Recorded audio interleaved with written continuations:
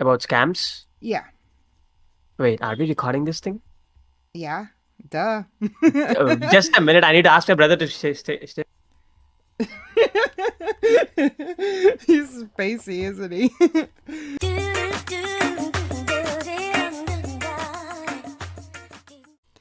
Hey y'all, thanks so much for joining me on my first premiere. I have a special guest with me. Take a glass of water. Thanks so much for joining me tonight. Oh, hey, y'all. Thank you so much, CJ, for having me. Yeah, I'm really excited to talk more about India and some of the misconceptions about scamming in India. How about you? Absolutely. And we sat down with Sven and he, from How to Delete is his channel. And I think people are in for a treat when they get to hear Sven talk about India, about the scamming life, about what happens, and some of the views that some of these people might have. Awesome. I picked him because he's such a unique baiter and one of the best. So let's get started. Sven, you were born and raised in India. Can you tell us what part of India you're from? It's a southern part of India. I live in a city. It's a capital city. Okay. Okay. So tell us about how you learned about that scams were going on. So it's basically Onage pranks. Uh-huh. Through Onage pranks, I was my one day on WhatsApp. My friend it was around 2 years ago. My friend actually shared a video of Onage pranks actually destroying an IVR scammer on WhatsApp. So I happened to open the video and I was checking it. Okay, this thing is funny. I mean, I don't know. This are these scams really going on? I don't really know. I was looking at the videos, and then I came across Jim Browning. He was so amazing. When the COVID thing started, Jim Browning videos actually came up on my recommendation more and more and more, and I started watching him. At the time, I was not sure how to start, how do I get the calls and how do I call them and all kinds of things. One day I saw someone streaming. Someone was actually streaming on Discord. So I went ahead and joined the channel and I thought, why not learn about some hacking? This guy was talking to scammers and he was actually saving a victim. And I was like, what? How are you able to get calls? I asked him how do I get the calls? And he said yeah, go to this website called Bob RTC and scammer.info. You'll find those numbers there. I was just calling people and just wasting their time. One day I came across Genesis Floods. I saw his number on the scammer's window, on the scammer screen that I have ratted, and I called him. After 2 days, he called me back. Think he thought that I was a scammer. So Genesis was the only guy who actually encouraged me in the beginning. I never knew anyone in here. Within days, everything changed. Wow. I got to know what exactly is going on in here, the flooding thing, and there are many wonderful people who are actually trying to fight against these scammers. Mm-hmm. I was like, oh my god, this is really good. We all together can actually destroy those scammers sitting in my country. So, how did you find out about these scams? The person who used to have this phone number, I don't know if he was scammed before. And these people started calling me daily. I mean, these guys sounded like idiots. It led me to YouTube. And then I started doing research on it. And then that obviously led me to Jim Browning as well and some of the bigger Scambaiter names. 6 months later, my YouTube was constantly recommending me Scambait videos. Mm-hmm. And then it just kind of led me to kind of want to get involved. And one day I ran across Genesis Floods and I started calling in. And when Genesis played the conversation with Sven, calling him back, wondering if he was calling Amazon. He wanted to make sure Genesis wasn't getting scammed. And then I'm like, okay, now it's, we have somebody who lives in India who's against the scammers, who's actually watching scammers. And I was addicted at that point. Obviously I don't post all of the content. Some of the calls go longer than what people see. But my favorite ones to watch are the ones like on How to Delete, his channel, where he posts, you can see the scammer. He gets their information. He scares the hell out of these idiots. I mean, that's what I really love. It's pretty interesting that all three of us just started because we saw some YouTube video that led to more YouTube videos. Jim Browning actually started that channel just to spread the awareness about the scams, and Maybe that led everyone to actually participate in this. Are you scared at all letting people know what you do over there? I'm not scared at all. Good. I'm not, Okay. because if I was scared, I wouldn't be actually using my personal identity to file a case over there. So, Sven, let's watch a clip from one of your videos. Can you please tell us about this clip? So basically, there's a victim. He's being scammed. I tried to contact the victim. He actually did not answer my call. He actually merged my call with the scammer. And the scammer was shouting at me in Hindi. And I cursed him in Hindi. I did not post that on the video, but I was so angry on the scammer. And I used a scary face there. I actually wanted to destroy his PC using some kind of malware. But at the time, I couldn't do that. Okay, sir. We really apologize. Just a few more minutes and we are done, sir. Okay? Thank you so much for your patience. अरे इधर आओ यार.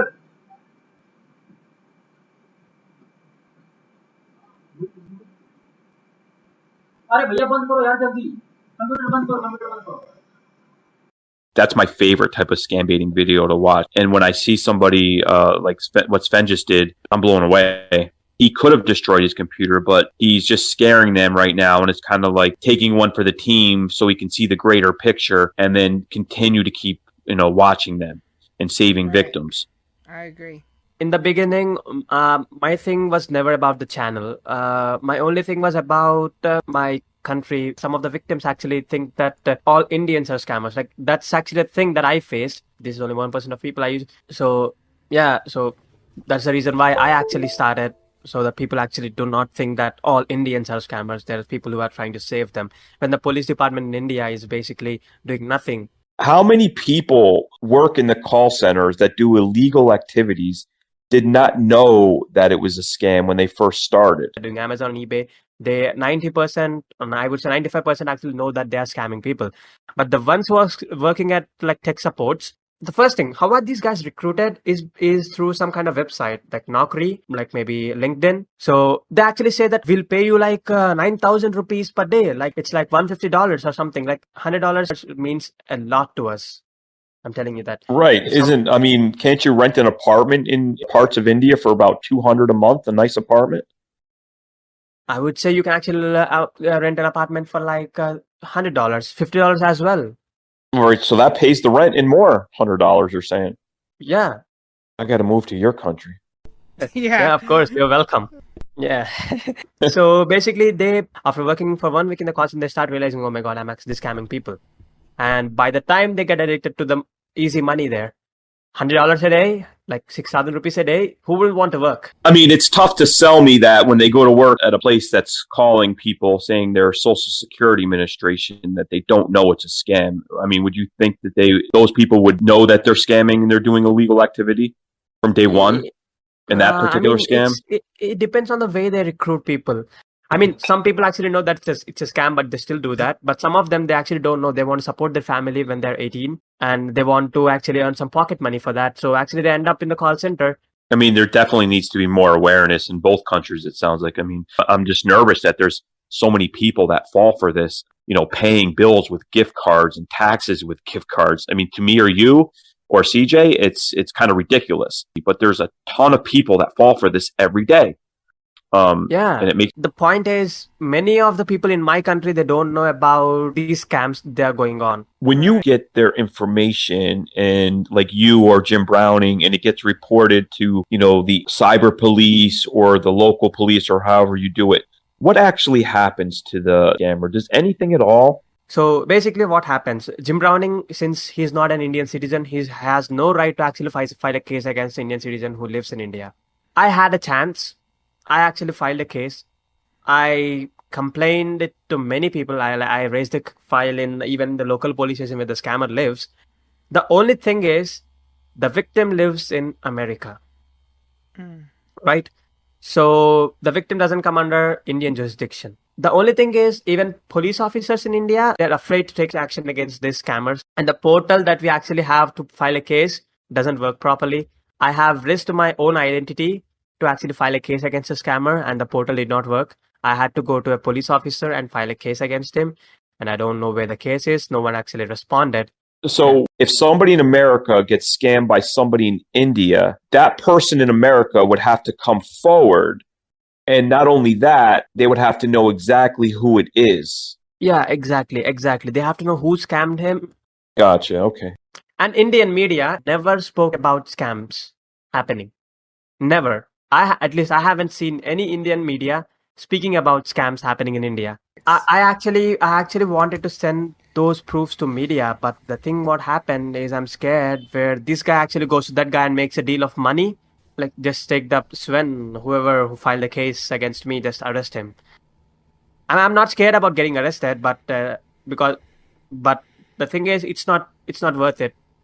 When we see, some of the headlines where it says 84 people arrested in a Delhi call center for doing a Amazon scam or whatever, how accurate is that? It's a truth. Actually, they get arrested. But the thing is, again, it comes to the jurisdiction. They are innocent unless the victim actually files a case against them. Well, that was my next question is, I mean, yeah, okay, so it's real, they get arrested, but how long do they stay in jail? Maybe I mean, 1 month or two. Maybe, I mean, they can stay a lot of times if a perfect police officer is actually dealing with that. I wouldn't say every police officer is corrupt, but the people who actually work, they need support. Indian media has to focus on these issues. I'm going to try once actually contacting like the media channels in my area, I mean, in my state, in my region. I speak different language. People think I speak Hindi, but I actually speak different language. Try to expose them, at least in my area first. So, Sven, does the company actually pay for calls? Yeah, the reason why they don't give up for Amazon and eBay because they actually pay to get those calls. You know that? yeah, well, one guy would not hang up on me. He said he's not going to hang up on me because he would have to pay for the call or something. Yeah, they pay a huge amount for call, 250 rupees a call. So the actual scammer has to pay that or the boss? I mean, the Amazon and eBay refund scams, they actually don't have any boss. They actually do it individually, sitting in their Got you. So they would have to pay that They have themselves. to pay that. So, I have a clip picked out that I think is relevant to what we're talking about. Can you tell us about this clip?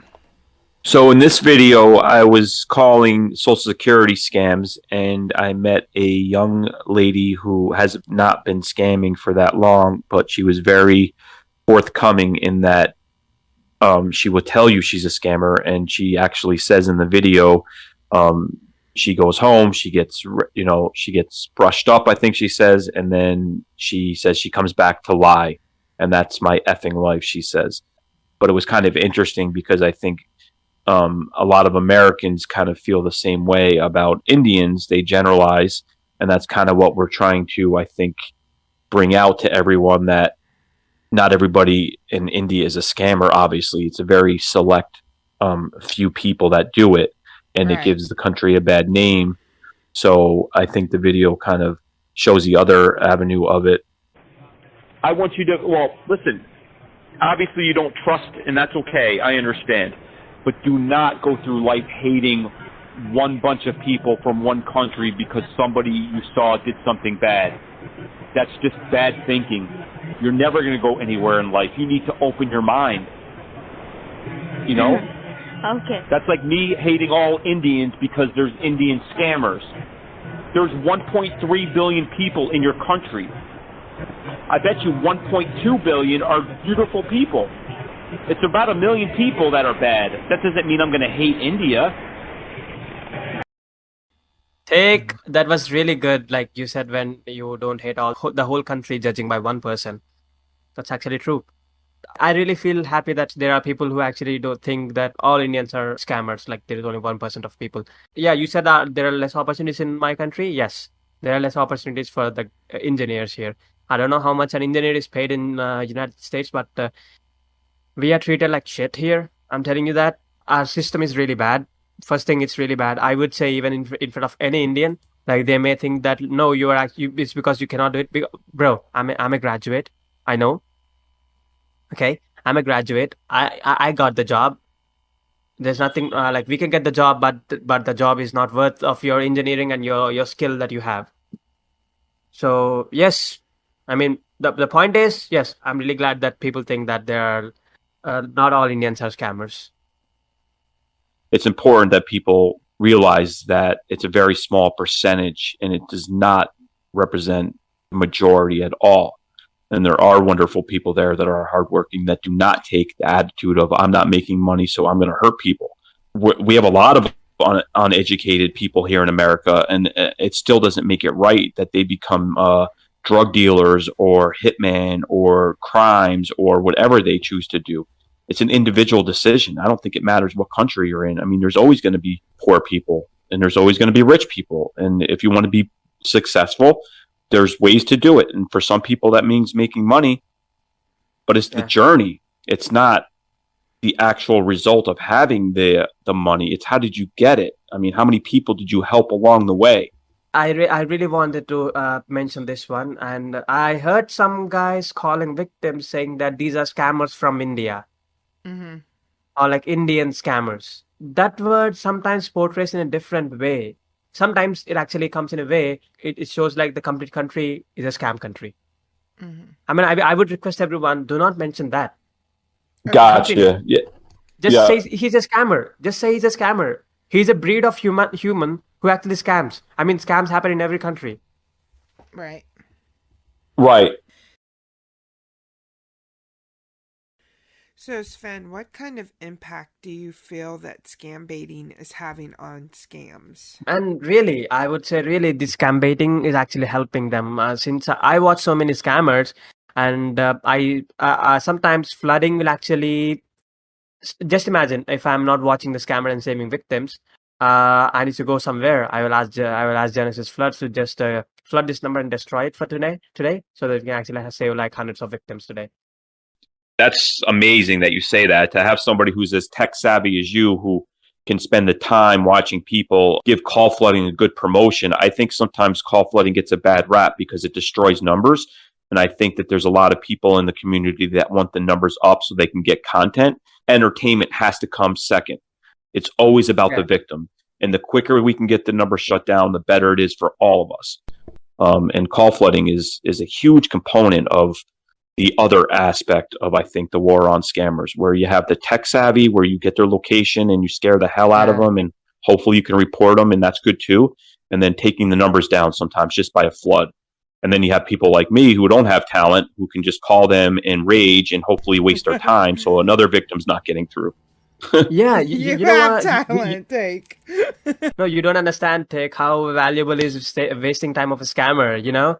I'm telling you, I've been watching scammers scamming people and saving them, right? There sometimes what happens is they don't get calls at all. The call flow is really low because no one is calling their numbers, and they're really upset. Just imagine you calling them and wasting like 2 to 3 hours of their time, and it's actually 4 o'clock in the morning for us. They actually shut down the work for the day. So it really helps. Wasting time, everything that we do, wasting time, flooding, deleting files, downloading files, ratting them, everything that we do really helps. Like everyone in the community, like really everything that we do really helps. Even if let it be for the content, let it be for maybe you really want to save victims, let it be for anything. If you're doing it, I'm telling you, everyone is valuable in this thing, because each and every scammer, if you waste the time of, if you can waste a scammer's time, you're actually saving more than 10 victims.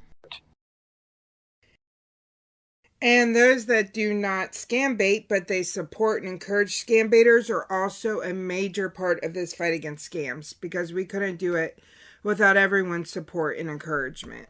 As you've been watching scammers, do you see them watching a lot of scam baiters? Yeah, they watch Kid Boga. Mm-hmm. They all watch Kid Boga. Mm-hmm. Yeah, Scammer Payback, it's a bit less, but they watch Kid Boga a lot. Jim Browning, they're really scared of Jim Browning. Mm. I mean, it's not because he actually makes them like complains them to the police when they get arrested. It's because they actually end up giving their own information. Yeah, the CCTVs and everything. Jim Browning is like a nightmare to all the scammers. It's because he has much network in India here. Yeah, that's actually true. He has very good network in India. Right. Like, you know, he can actually, if he wants, he can actually get the call center raided and shut it down. because people like Delhi police especially actually follow Jim Browning, and Jim Browning follows Delhi police on Twitter. If you're gonna check, it's actually silly to say that, but still. What future plans do you have for your channel? How to delete? Like, what would you like to see it become in the future? Dreams for the channel. So first Yeah. of all, the channel is always meant for the victim awareness. Mm-hmm. So I would say I could reach many people so that they'll be aware of like the scam calls. I just want people in India and anyone in the world to actually know these are the scams going on. Please stay safe out there. Just please stay safe out there. So I don't know what I will do, but I'll definitely post as many as scammers I can and try to get the scammers arrested. That's actually my plan. My actual plan is just getting the scammers arrested. That's it. Great. That sounds like a good plan. Hey, Sven, what's the best way that people can support you? Yeah, just donate me like $10,000 worth of Best Buy gift cards, eBay gift cards, or Amazon gift card. That'll be actually worth it. No, seriously, what's the best way? We're not gonna do So that. support, yes, they can actually watch my videos, share them, and like basically the reason why everyone gets scammed is because lack of awareness. Maybe sharing the videos will may raise some awareness among the people. So yes, that's the best way to support me. And also, if they want to support me, like if anyone wants to support me financially, I have a Patreon. Okay, great. And I would encourage anyone that is able to do that to support him or any Scambaiter that you would do that. And if you can't, please just support them through watching, liking, and sharing their videos. And Take, same question for you. How can people support you? I mean, obviously, people have been great. I've only been doing this for a few short months, and I get a lot of views, a lot of likes. Comments are good. There is a stream elements, and there is a Patreon. I do give some of it to the MS Foundation, and some of it just helps me keep doing this, and being able to call scammers all day long, and for phone bills and things like that. So people are more than welcome to go to Stream Elements and do anything they want, or Patreon, which is I think a $5 membership. So tell everyone about part 2 of our series. Who, me? Yes, you. Okay, sure. Yeah, in part 2, we get to meet Peter. This individual is an ex-scammer from Calcutta, or Peter was nice enough to give us a great conversation about how the scam call centers work in India. We get to hear his thoughts on the scamming world. And what's really fascinating is it shows us that people can change and show remorse. This is an individual who now works a regular job, makes far less money than he was making in the call centers. I promise everybody, this conversation is something you do not want to miss. It's amazing. Now go ahead, please.